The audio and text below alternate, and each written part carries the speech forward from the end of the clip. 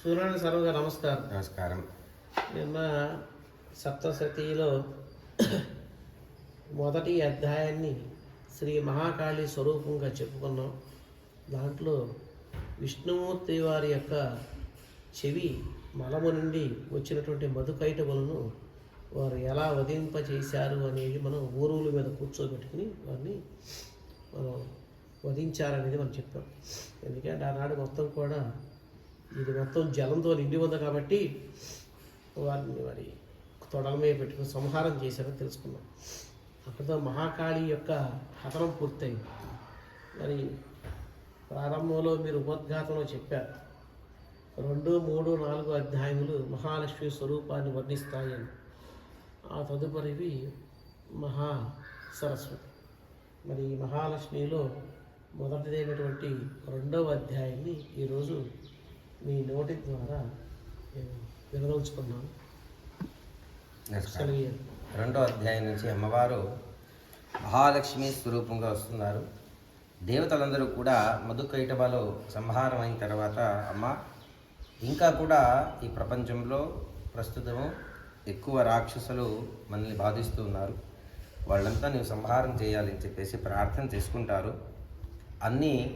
ఆయుధాలంతా కూడా అమ్మవారికి ఇచ్చి సింహవాహిని అని పిలుస్తాం. అమ్మ సింహవాహిని అయి ఈ మహిషాసుర అనే ఒక రాక్షసుడు ఉంటాడు. ఆ మహిషాసుర రాక్షసుని అలాగే వాళ్ళ సేనాధిపతి సైన్యాన్ని అంతా కూడా సంహారం చేసే ఒక అధ్యాయ శ్లోకాలు 2, 3 వస్తుంది. 2, 3లో 4వ అధ్యాయంలో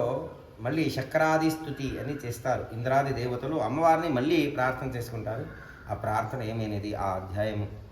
ప్రారంభంలో మనం చెప్పుకుందాం. ఇప్పుడు 2, 3వ అధ్యాయంలో మహిషాసుర మళ్ళీ మహిషాసుర సేనానీలు అలాగే సైన్యాన్ని సంహారం చేసే ఒక కథాస్వరూప శ్లోకాలు. 2వ అధ్యాయం ప్రారంభం. హ్రీం ఋషిరువాచ హ్రీం ఋషిరువాచ దేవాసరమభూద్యుద్ధం పూర్ణమబ్దశతం పురా దేవాసర్మభూద్యుద్ధం పూర్ణమబ్దశతం పురా మహిషేసురాణామధిపే దేవానాం చ పురందరే మహిషేషురాణామధిపే దేవానాం చ పురందరే తత్రాసురైర్మహావీర్యైర్దైవసైన్యం పరాజితం తత్రాసురైర్మహావీర్యైర్దేవసైన్యం పరాజితం జిత్వా సకలాం దేవానింద్రో భూన్మహిషాసురః జిత్వా చ సకలాన్ దేవానింద్రో భూన్మహిషాసురః తతః పరాజితా దేవాః పద్మయోనిం ప్రజాపతిం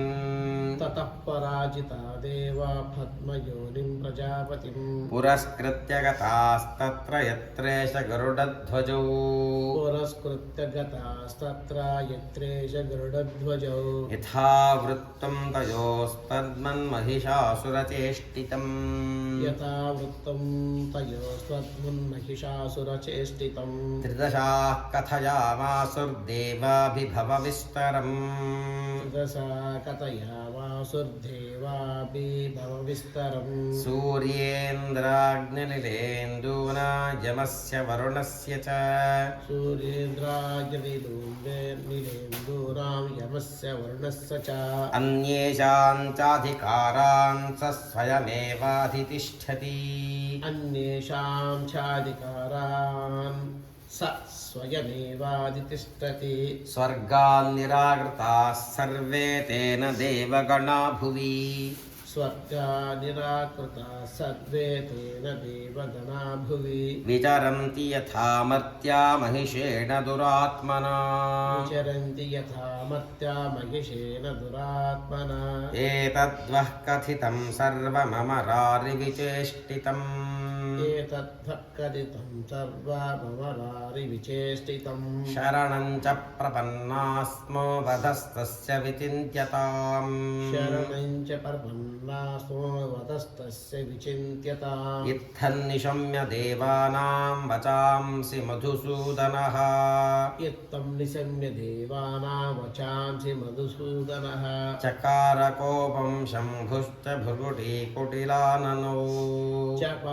चकारकोपं शम्भुश्च भ्रुकुटिकुटिलाननौ ततोति कोपपूर्णस्य चक्रिणो वदनात्ततः ततोऽतिकोपपूर्णस्य चक्रिणो वदनात्ततः निश्चक्राममहत्तेजो ब्रह्मणः शङ्करस्य च निश्चक्राममहत्तेजो ब्रह्मणः शङ्करस्य च अन्येषां चैव देवानां शक्रादीनां शरीरतः अन्येषां चैव देवानां शक्रादीनां शरीरतः निर्गतं सुमहत्तेजस्तच्चैक्यं समगच्छता निर्गतं सुमहत्तेजस्ततश्चैकं समगच्छत अतीव तेजसः कूटं ज्वलन्तमिव पर्वतम्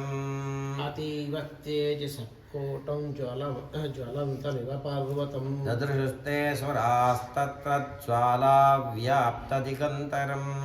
ददृशुस्ते सुरास्तत्र ज्वालाव्याप्तदिगन्तरम् अतुलं तत्र तत्तेजः सर्वदेव शरीरजम्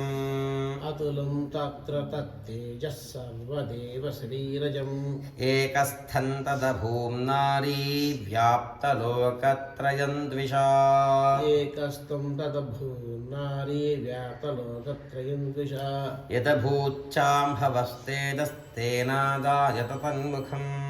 यदभूच्छाम्भवं तेजस्तेन जायत तन्मुखम् यां येन चाभवन् केशा बाहवो विष्णुतेजसा यां येन चाभवन् केशा बाहवो विष्णुतेजसा सौम्येन स्तनयोर्युग्मं मध्यं चैन्द्रेण चाभवत् सौम्येन स्तनयोर्युग्मं मध्यं चैन्द्रेण चाभवत् वारुणेन च जङ्घोरुनितम्भस्तेजसा भुवः वारुणेन च जङ्घोरुनितम्बस्तेजसा भवः ब्रह्मणस्तेजसा पादौ तदङ्गुल्योऽर्कतेजसा ब्रह्मणस्तेजसा पादो तदङ्गुल्योऽर्कतेजसा वसूनां च कराङ्गुल्यः कौबेरेण च नासिका वसूना च कराङ्गुल्यः कौबेरेण च नासिका तस्यास्तु दन्ताः सम्भूताः प्राजापत्येन तेजसा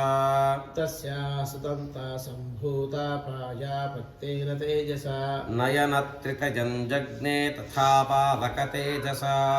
नयनत्रित्रयं जज्ञे तथा पावकतेजसा भ्रुवौ च सन्ध्ययोस्तेजश्रवणावल्यस्य च ब्रुवोच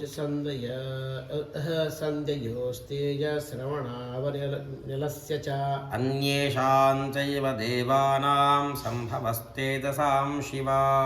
अन्येषां चैव देवानां सम्भवस्तेजसां शिवा ततः समस्तदेवानां तेजोराशिसमुद्भवाम् ततः समस्तदेवानां तेजो राजसमुद्भवा तां विलोक्य मुदं प्रापुरमरा महिषार्दिताः तां विलोक्य मुदं प्रापुरमरा महिषार्दिताः ततो देवा ददुस्तस्यै स्वानि स्वान्यायुधानि च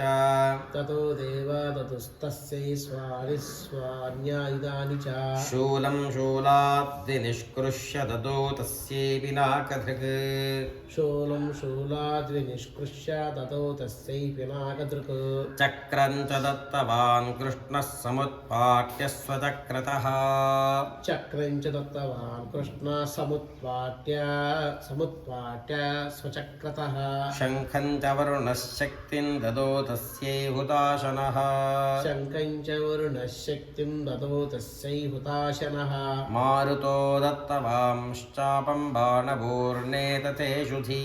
मारुतो दत्तवांश्चापं बाणपूर्णे तथेषुधि वज्रमिन्द्रः समुत्पाट्य कुलिशादमराधिपः वज्रमिन्द्रसमुत्पाट्य कुलिशादमराधिपः ददौ तस्यै सहस्राक्षो घण्टामैरावताद्गजात् ददौ तस्यै सहस्राक्षो घण्टामैरावताद्गजात् कालदण्डाद्यमोदण्डं पाशं चामुपतिर्ददौ कालदण्डाद्यमोदण्डं पाशं चामुपतिर्ददौ प्रजापतिश्चाक्षमालां ददौ ब्रह्माकमण्डलम् प्रजापतिश्चाक्षमालां ततो ब्रह्मकमण्डलम् समस्तरोमकूपेषु निजरश्मीन् दिवाकरः समस्तरोमकूपेषु निजरश्मिन् दिवाकरः कालश्च दत्तवान् खड्गं तस्यै चर्म च निर्मलम् कालश्च दत्तवान् खड्गं तस्यै चर्म च निर्मलम् क्षीरोदश्चामलं हारमजरे च तथाम्बरे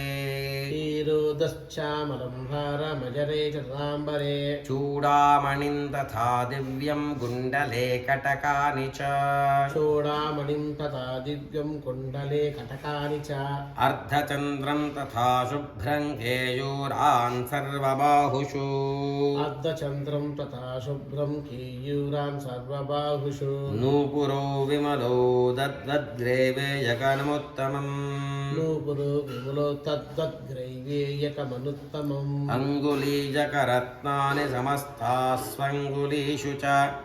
अङ्गुलीयकरत्नानि समस्ता स्वङ्गुलीषु च विश्वकर्मा ददौ तस्यै परशुञ्चाति निर्मलम् विश्वकर्मा ददौ तस्यै परशुं चाति निर्मलम् अस्त्राण्यनेकरूपाणि तथा भेद्यं च दंशनम्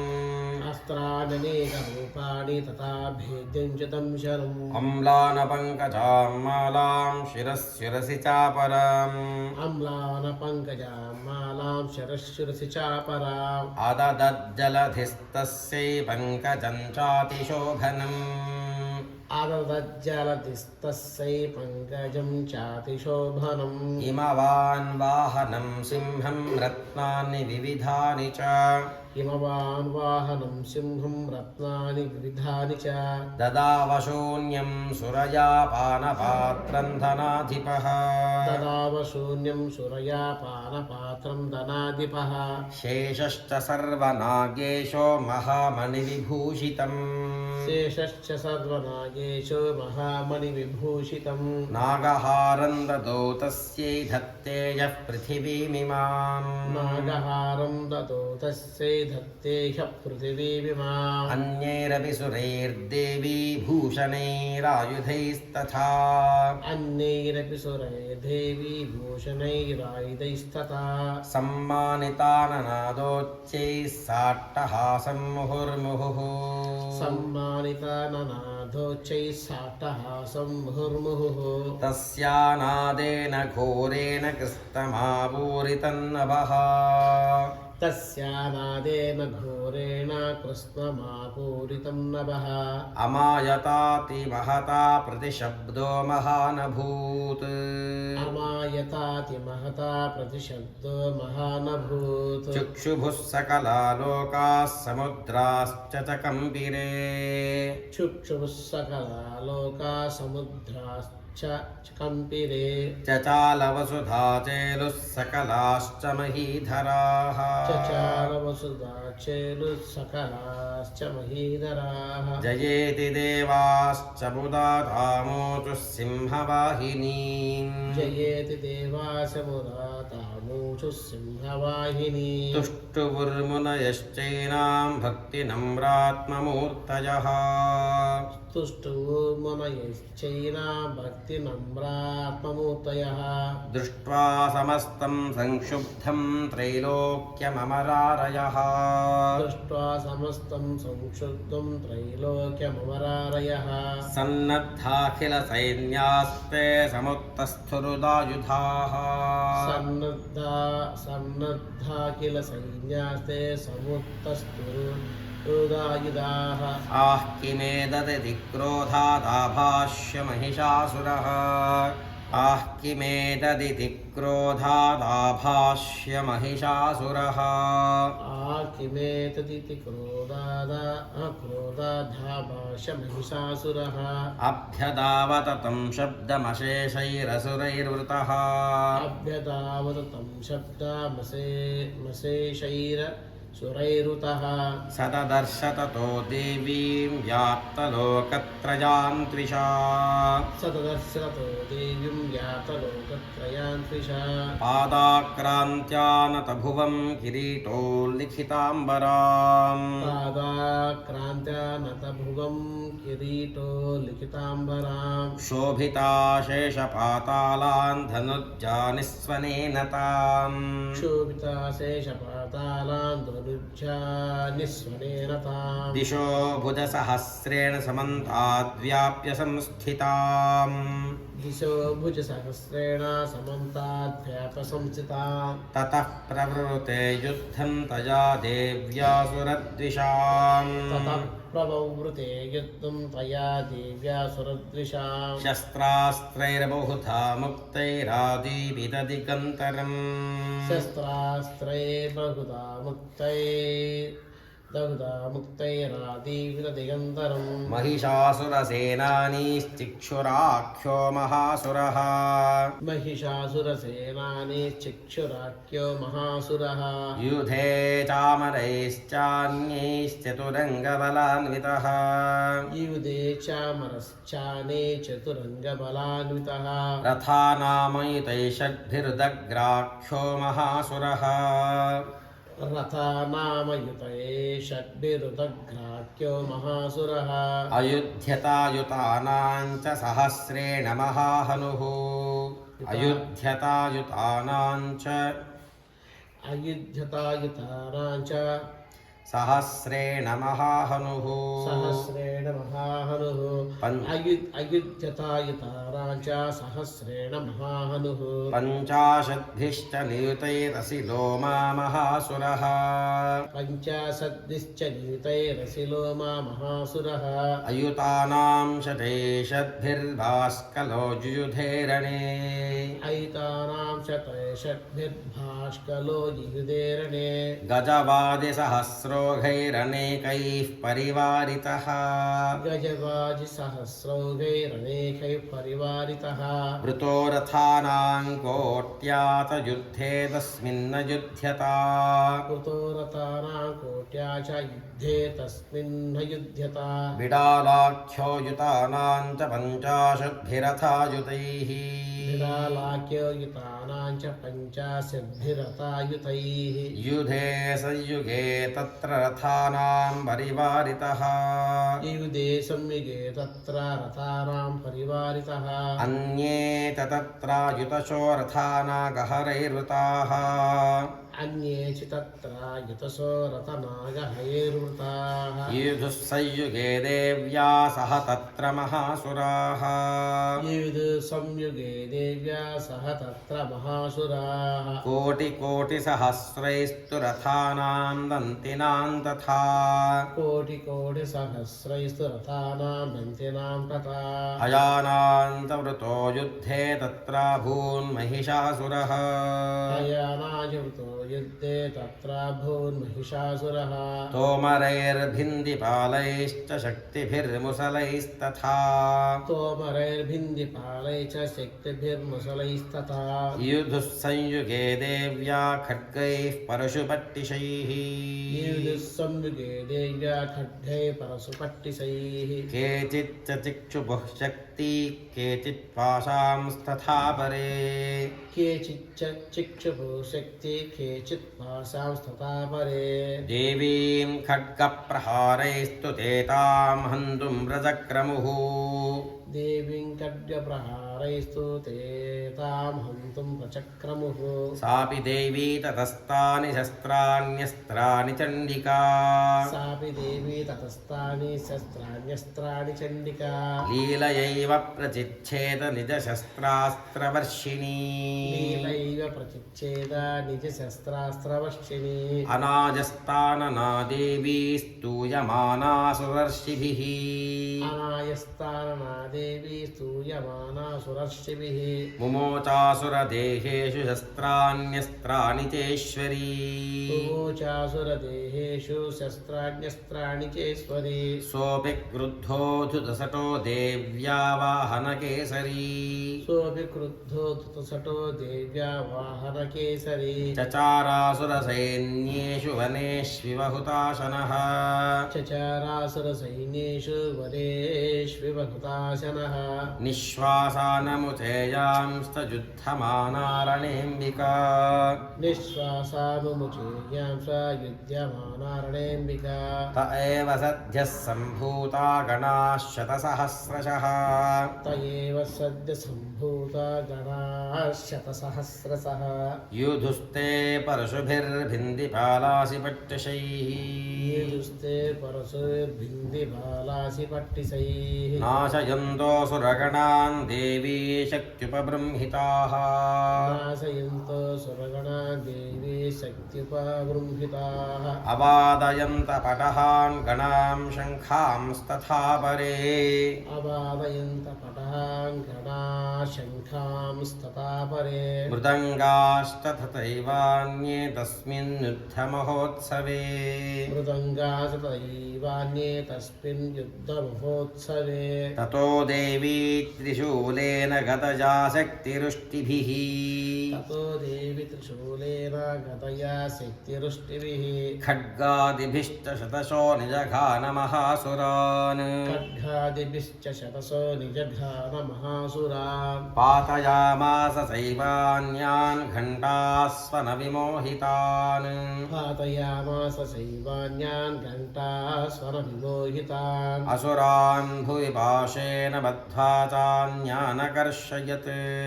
असुरान् भुवि पासेन बद्ध्वा चान्यानकर्षयत् केचिद्विधा कृतास्तीक्ष्णैः खड्गपातैस्तथा परे केचिद्विधा कृतास्तीक्ष्णैः खड्गपातैस्तथा परे विपोथितानि पातेन गतजा भुवि शेरते विपोथितानि पातेन गतया भुविशेरते वेमुश्च केचिद्रुधिरं वृषलेन भृशं हताः वेमुश्च केचिद्धृतिरं मुसलेन वृषं हताः केचिन्निपतिता भूमो भिन्नाः शूलेन वक्षसि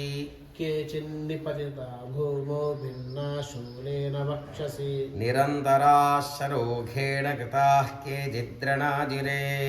निरन्तराः शरौघेण कृता केचिद्धृणाजिरे सेनानुकारिणः प्राणान् मुमुचुस्त्रिदशार्दनाः सेनानुकारिणः प्राणान् मुमुचुस्त्रिदशार्दनाः केषाञ्चिद्बाहवश्छिन्ना छिन्नग्रीवास्तथा परे केषाञ्चिद्वाहवच्छिन्ना छिन्नग्रीवास्तथा परे शिरांसि पेतुरन्येषामन्ये मध्ये विदारिताः शिरांसि पेतुरन्येषामन्ये मध्ये विदारिताः विच्छिन्नजङ्घास्तपरे पेतुरुर्व्यां महासुराः विच्छिन्नजङ्घास्तपरे पेतुरुर्व्या महासुराः एकबाह्वक्षिचरणाः केचिद्देव्याद्विधा कृताः एकबाह्वक्षिचरणा केचिद्दिव्याद्विधा कृताः छिन्नेऽपि चान्ये शिरसि पतिताः पुनरुत्थिताः छिन्नेऽपि चान्ये शिरसि पतिता पुनरुत्थिताः नन्दतुश्चापरे तत्र युद्धे तूर्यलयाश्रिताः नन्तुश्चापरे तत्र युद्धे तूर्यलयाश्रिताः कबन्धाश्छिन्नशिरसः खड्गशक्तृष्टिपाणयः कबन्धाश्छिन्नशिरसः खड्गशक्तृष्टिपाणयः कबन्ध छिन्नशिरस खड्ग शक्तृष्टिपाणयः सिक्तृष्टि खड्गसिक्तृष्टिपाणयः तिष्ठ तिष्ठेति भाषन्तो देवी मन्ये महासुराः तिष्ठेति भाषन्तो देवी मन्ये महासुराः पातितैरतरागाश्वैरसुरैश्च वसुन्धरा पातितैरगनागास्वैरसुरैश्च वसुन्धरा अगम्यासा भवत्तत्र यत्राभूत् समहारणः अगम्यासा भवत्तत्र यत्रा भूसमहारणः शोणितो घामहानद्यः सद्यस्तत्र प्रसस्रवुः शोणितो गामहानद्या सद्यस्तत्र प्रसुस्रुवुः मध्ये चासुरसैन्यस्य वारणासुरवाजिनाम् मध्ये चासुरसैन्यस्य वारणासुरवाजिनाम् क्षणेन तन्महासैन्यमसुराणां तथाम्बिका शमेन तन्महासैन्यमसुराणां तथाम्बिका निन्ये क्षयं यथा वह्निस्तृणदारुमहाचजम् निन्ये क्षयै यथा वह्नि అనగా యదా వన్యే శృణతారు మహాశయం सतसिंहो महानादमधुसुदन्धुतकेसरः సతసింహో మహానాద ముత్సృజన్ ధృతకేసరः शरीरेभ्यो मरारेणामसोनिव विचिन्वति శరీరేభ్యో మరారీణామసూనివ విచిన్వతి देव्या गणैश्च तैस्तत्र कृतं युद्धं तथासुरैः దేవ్యా గణైశ్చతైస్తత్ర కృతం యుద్ధం తథాసురైః यथैषां तुतुषुर्देवाः पुष्पवृष्टिमुचो दिवि యతైషా తుతుషుద్ధేవా పుష్పవృష్టిముచో దివి स्वस्ति श्रीमार्कण्डेयपुराणे స్వస్తి శ్రీ మార్కండేయ పురాణే सूर्यसावर्णिके मन्वन्तरे సూర్యసావర్ణికే మన్వంతరే देवी माहात्म्ये द्वितीयः దేవీ మహాత్మ్యే ద్వితీయః श्रीजगदम्बार्पणमस्तु శ్రీ జగదంబార్పణమస్తు.